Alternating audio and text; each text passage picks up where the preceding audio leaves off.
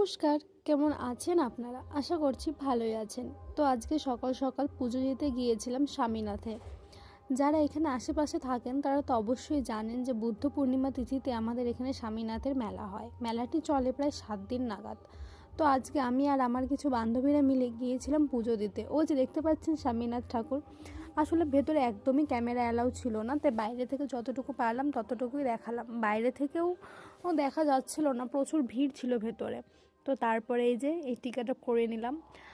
প্রত্যেকবারই পড়া হয়, আর এবার ভাবলাম একটু ভিডিও করা যাক। আর এটা ছিল সেই মেলা, কিছুটা মানে পুরো মেলাটা ঘুরতে পারিনি। আপনারা যারা যারা একবার এসেছেন তারা তো অবশ্যই জানেন মেলাটা কতটা বড় হয়। আর সত্যি বলতে সকালবেলা পুরো মেলাটা খুলেছিলও না, অনেক জায়গাটায় বন্ধ ছিল।